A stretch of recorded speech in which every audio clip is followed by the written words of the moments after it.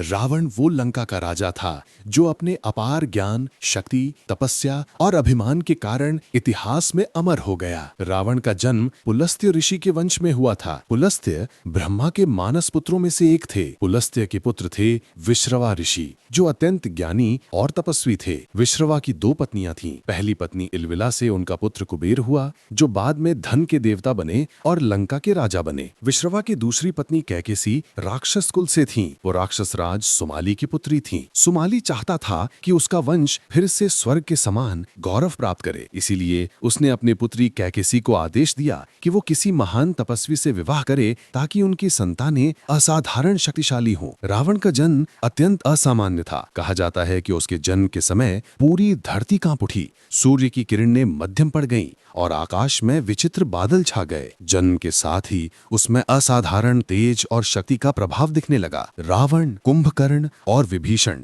तीनों भाइयों ने अपने पिता के कहने पर भगवान ब्रह्मा की कठोर तपस्या की। तीनों ने वर्षों तक कठोर साधना की। तब ब्रह्मा प्रकट हुए और बोले, हे रावण, प्रसन्न हूँ, जो वर मांगना चाहो मांगो। रावण ने वर मांगा, हे प्रभु, मैं देवता, असुर, किन्नर, यक्ष, गंधर्व, नाग आदि किसी भी जाति द्वारा न मारा जा सकूं। ब्रह्मा ने कहा, तथास्तु। लंका मूल रूप से उसके सौतेले भाई कुबेर का राज्य था। जब रावण अपनी शक्ति और वरदानों के साथ लौटा तो उसने लंका पर आक्रमण किया और कुबेर को पराजित कर दिया। उसने स्वर्णमयी लंका पर अपना राज्य स्थापित किया और स्वयं को लंकेश्वर कहा। उसने अपनी राजधानी को भव्य और समृद्ध बनाया। रावण ने महर्षि मयासुर की पुत्री मंदोदरी से विवाह किया। मंदोदरी अत्यंत बुद्धिमान और पवित्र नारी थी। रावण केवल बलशाली नहीं था, बल्कि अत्यंत ज्ञानी भी था। वो चारों वेदों, 6 शास्त्रों और अनेक विद्याओं में निपुण था। रावण केवल एक योद्धा नहीं था, वो भगवान शिव का परम भक्त भी था। रावण के जीवन का सबसे महत्वपूर्ण प्रसंग सीता हरण था, क्योंकि सीता हरण के कारण